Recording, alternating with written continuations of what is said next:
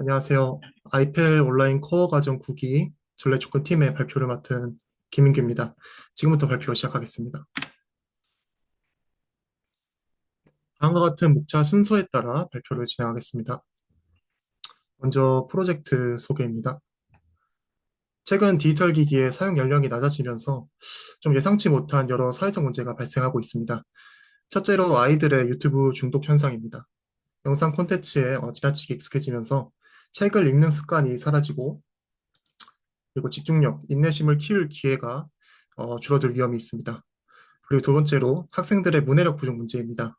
책을 읽고 긴 문장을 이해하는 훈련이 부족해지고 가정 내 독서 환경의 약화로 많은 아이들이 복잡한 문장을 읽고 맥락을 이해하는데 어려움을 겪고 있습니다. 세 번째로 다문화 가족 자녀의 언어학습 어려움입니다. 조사 결과 이민자와 귀화자의 만 5세 이하 자녀가 부모로부터 한국어 지도를 받는데 큰 어려움을 겪고 있는 것으로 나타났습니다. 이와 같은 사회적 문제들은 아이들이 건강하고 균형 있게 성장하기 위해서 꼭 해결되어야 할 과제들입니다. 그래서 저희는 이를 해결하기 위해서 생성형 AI를 활용한 창작동화 앱을 기획하게 되었습니다.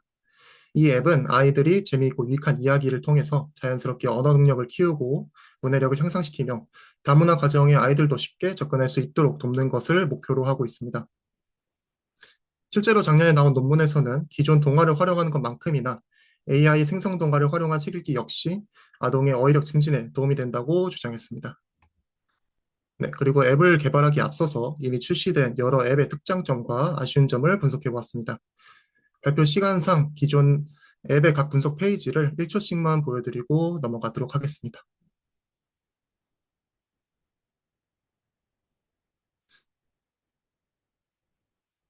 네, 저희는 기존의 분석을 통해서 참고할 부분으로는 세련된 UI, UX, 그리고 TTS 내레이션 지원을 해야겠다고 생각했습니다.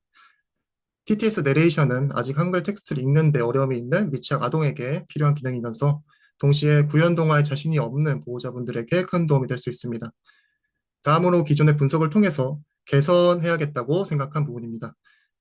기존의 AI를 활용한 동화 생성 서비스들은 한글 텍스트가 부자연스러운 경우가 많았고 이미지 또한 그 스타일이 페이지마다 급변하고 할루시네이션이 종종 발생하기도 했습니다. 그래서 저희는 아동용 동화 생성이라는 목적에 부합한 자연스러운 한글 텍스트를 생성할 수 있어야겠다. 그리고 이미지도 스타일 유지를 할 수 있게끔 만들어야겠다고 생각했습니다. 저희의 프로젝트 목표는 생성형 AI를 활용한 창작 동화입니다. 그리고 저희의 주요 타겟은 4세에서 6세 미취학 아동 및 학부모로 타겟팅을 했습니다. 그리고 이 프로젝트를 통해 반드시 구현해야 하는 MVP는 다음과 같습니다. 첫 번째로 LLM 기반 동화 스토리 생성입니다. 프롬프트 엔지니어링을 통해서 4세에서 6세 미취학 아동에게 적합한 동화 텍스트를 생성했습니다. 그리고 생성된 동화를 바탕으로 6개의 동화 이미지를 생성하고자 했습니다. 파인튜닝 기술 중에 하나인 로라 기술을 사용해서 6장의 동화 이미지가 좀 동일한 이미지 스타일을 가질 수 있도록 했습니다. 네, 마지막으로 생성된 동화를 읽어주는 TTS 기능을 구현함으로써 타겟 고객층에 필요한 기능을 구현했습니다.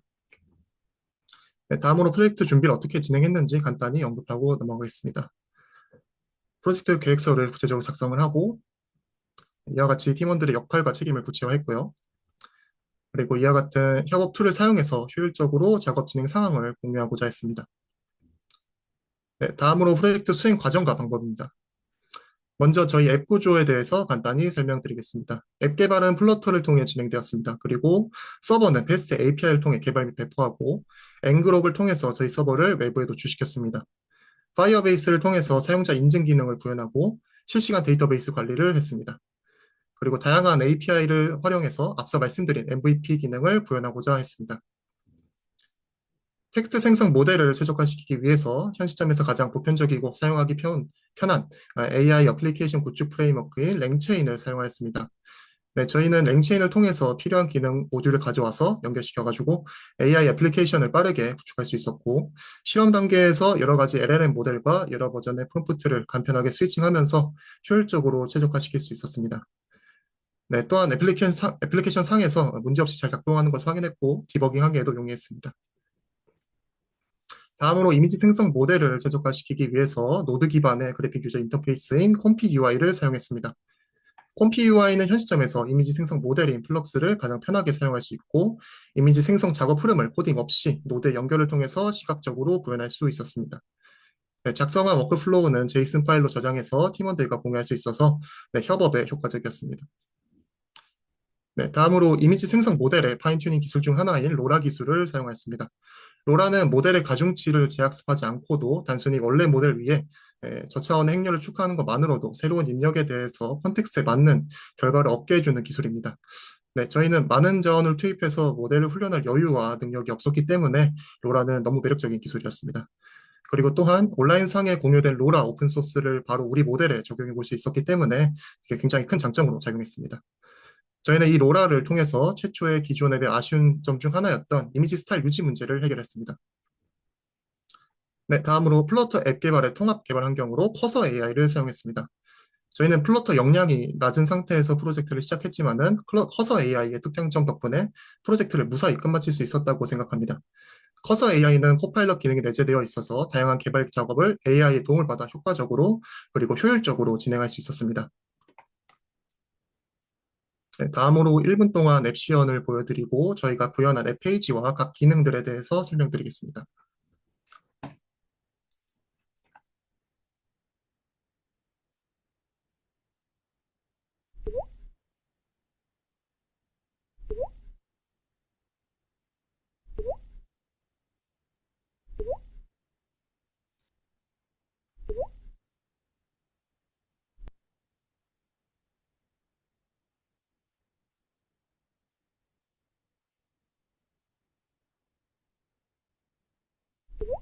돌은 공주님에게 마법의 힘이 있다고 말했어요.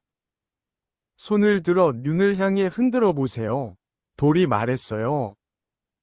공주님이 그렇게 하자 눈이 반짝반짝 빛나기 시작했어요. 네, 시간 관계상 여기까지만 보여드리겠습니다. 네, 먼저 사용자는 온보딩 화면으로 최초 진입하게 됩니다. 온보딩 화면을 통해서 저희 앱에서 어떤 기능을 기대할 수 있는지 아실 수 있습니다. 그리고 로그인 화면에서 회원가입 및 로그인을 진행합니다. 네, 추가적으로 구글 로그인과 비밀번호 찾기 기능을 구현했습니다. 홈 화면으로 들어오게 되면 크게 세 가지 동화 섹션을 보실 수가 있습니다. 먼저 나만의 동화 만들기 섹션을 통해서 저희의 가장 주 기능인 AI 창작 동화 생성 기능을 이용하실 수 있습니다. 네, 다음으로 최근 생성한 동화를 보여주는 최근 동화 섹션이 있고, 동화를 생성하지 않았더라도 누구나 접근해서 볼 수 있는 무료 동화 섹션이 있습니다. 그리고 좌측 상단의 메뉴 내비게이터를 통해서 서랍을 열어보실 수 있습니다. 서랍에는 공유, 구독 및 결제, 설정, 사용 가이드 총 4가지 페이지로 구성되어 있습니다. 공유 페이지는 앱의 공유를 목적으로 하고 있지만은 아직 앱이 출시가 된 것이 아니기 때문에 저희 GitHub 페이지가 열리도록 설정해 놨습니다. 구독 및 결제 페이지는 실제로 결제가 진행되진 않고 UI만 구성해 놓은 상태입니다. 네, 설정 페이지에서는 계정 관리, 앱 정보 확인, 도움말 및 지원, 그리고 로그아웃 기능을 구현했습니다. 나만의 동화 만들기 섹션으로 진입하게 되면 사용자는 주인공, 배경, 분위기, 교훈, 친구, 최대 5가지의 키워드를 선택할 수 있습니다. 저희는 이것을 버튼식 프롬프트라고 명명했는데요. 버튼식 프롬프트는 기존의 사용자가 자신이 원하는 텍스트를 입력하던 것과 달리 이미 정해진 선택지 가운데 하나를 선택하도록 버튼 형태로 구현한 것입니다. 저희 서비스를 이용할 4세에서 6세 미취학 아동은 애초에 한글을 읽지 못하는 경우가 많기도 하고, 또한 그리고 아동용 동화를 생성하는데 사용자에게 너무 많은 자유도를 부여하게 되면은 어뷰징 등의 부정적인 문제가 발생하기도 합니다. 그래서 버튼식 프롬프트를 통해서 사용자의 자유도를 제한하는 것은 기대하는 품질의 동화를 준수하게 생성하기 위함이기도 합니다. 이미 검증된 키워드들과 그 조합을 통해서 미취학 아동에게 적합한 동화 텍스트 생성을 보장할 수 있습니다.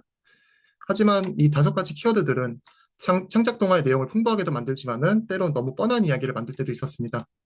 그래서 저희는 일부 보조 키워드들의 건너뛰기 기능을 추가해서 창의적인 이야기 생성을 하기 위한 일부 자유도를 허락했습니다. 동화가 생성되는 동안에는 로딩 애니메이션이 나타나 최대한 기다리는 동안의 사용자 경험을 개선하고자 했습니다. 네, 동화 좌측 상단에는 메인 화면으로 이동하는 버튼과 TTS를 재생하는 버튼이 있습니다. 페이지를 좌우로 슬라이드하면서 넘길 수도 있고 미취학 아동들에게 좀 더 사용하기 쉬운 터치식으로도 페이지를 넘길 수 있습니다. 그리고 모든 버튼은 온 릴리즈드 시점이 아닌 온 프레스드 시점에 동작합니다. 왜냐하면은 소근육 발달이 아직 완벽하게 되지 않은 아동들의 경우 버튼을 눌렀다 떼는 것이 아니라 그저 꾹 누르고 있는 경우들도 있기 때문입니다. 같은 이유로 의도하지 않은 터치를 방지하기 위해서 버튼 간의 간격도 어느 정도 떨어뜨려 놓았습니다. 그리고 아직 한글 텍스트를 읽지 못하는 미취학 아동들에게 어쩌면 텍스트는 그렇게 중요한 것이 아닐지도 모른다고 생각했습니다.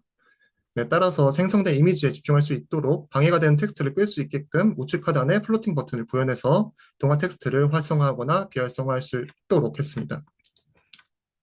네, 앞서 설명드린 내용을 이해하시는데 도움이 되기 위해서 잠시 저희가 생성한 동화를 보여드리겠습니다.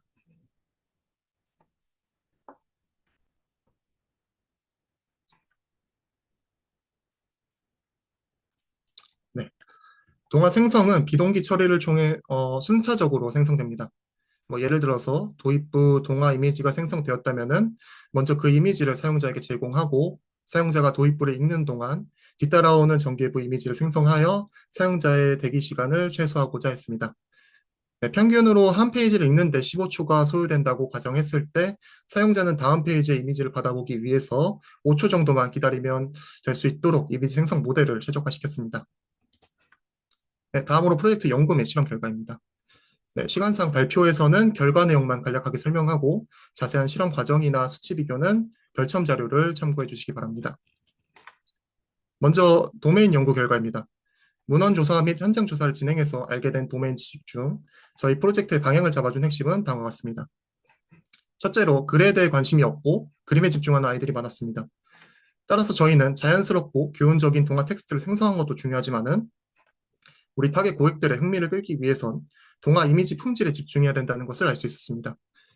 둘째로 의성어, 의태어의 반복적인 나열이 자주 관찰되었습니다. 네, 프롬프트 엔지니어링을 할 때 텍스트 생성 모델에게 의성어와 의태어를 풍부하게 사용할 것을 요청할 수 있었습니다. 네, 지금부터는 이미지 생성 실험 결과를 설명드리겠습니다. 먼저 GPU 비교입니다. GPU는 엔비디아 A100과 L4를 비교했습니다. 네, 당연하게도 더 고성능인 A100이 L4보다 이미지 생성 측면에서 한 4배에서 5배가량 더 빠른 것을 관찰할 수 있었습니다. 하지만 그 비용은 6배에서 7배 정도로 더 비쌌기 때문에 네, 현실적인 비용 문제로 L4로 최종 선택했습니다. 네, 다음으로는 이미지 생성 모델입니다. 후보로는 플럭스1 데브와 플럭스1 샤넬이 있었습니다. 네, 스테이블 디퓨전과 같은 선택지가 있었음에도 사용하지 않은 이유는 단순하게 동화 컨텍스트 학습된 로라가 플럭스 모델을 사용하였기 때문이었습니다. 결론적으로 슈넬이 데브보다 4배에서 5배가량 더 빠른 것을 관찰할 수 있었습니다. 다음으로 이미지 생성 모델의 워크플로우에서 사용된 하이퍼 파라미터 튜닝 내용을 설명드리겠습니다. 네, 먼저 화질입니다. 동화 이미지의 화질로 800 곱하기 1280 화질을 사용하였습니다. 이유는 선택한 화질보다 화질이 낮은 경우 앱 화면에서 보여지는 이미지의 퀄리티가 너무 낮았기 때문입니다. 반대로 선택한 화질보다 고화질인 경우 이미지 생성 시간이 좀 지수함수적으로 증가하는 것에 비해 퀄리티 향상이 크게 두드러지지는 않았기 때문에 네, 800 곱하기 1280 화질을 선택했습니다. 네, 다음으로 스텝 수입니다. 디피전 모델의 스텝 수는 곧 추론의 횟수를 의미합니다. 슈넬 기준으로 말씀드리면은 4번에서 5번의 추론만으로도 충분히 원하는 퀄리티의 이미지를 뽑을 수 있었지만은 일부 이미지에서 할루시네이션이 간헐적으로 발생하기도 했기 때문에 네, 퀄리티 컨트롤 차원에서 충분히 높은 값인 10으로 세팅했습니다.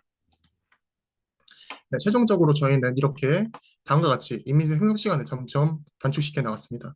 네, 최초에는 한 장이 만드는데 약 95초 정도가 걸렸던 것을 먼저 프롬프트 엔지니어링을 통해서 이미지 묘사 퀄리티를 높이면서도 네, 동시에 아웃풋 토큰 수를 3배 이상 줄일 수 있었습니다.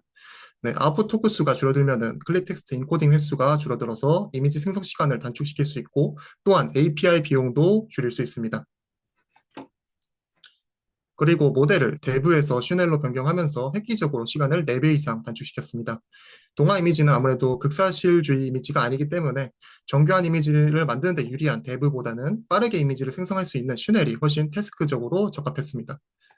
마지막으로 GPU를 변경함으로써 저희가 사전에 상정한 동화 한 페이지 읽는 데 걸리는 시간인 10초에서 15초보다 짧은 5초 만에 이미지 생성을 할 수 있었습니다. 하지만 앞서 설명드린 대로 현실적인 비용 문제 때문에 L4에서 A100으로 변경하진 않았습니다. 네, 결론적으로 이미지 생성 모델의 최적화를 통해서 약 95초에서 약 20초까지 75초가량을 단축시키는 데 성공했습니다. 마지막으로 기대 효과 및 향후 과제를 잠깐씩 보여드리고 발표를 끝마치도록 하겠습니다. 저희가 생각하는 저희 앱의 기대 효과는 다음과 같습니다. 그리고 추후 앱 출시를 하기 위해서 개선해야 하는 부분은 다음과 같습니다.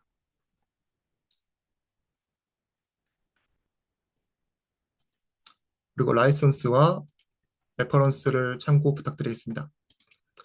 네, 지금까지 발표를 맡은 전래조건팀의 김민규였습니다. 끝까지 경청해 주셔서 감사합니다. 이상으로 발표 마치겠습니다.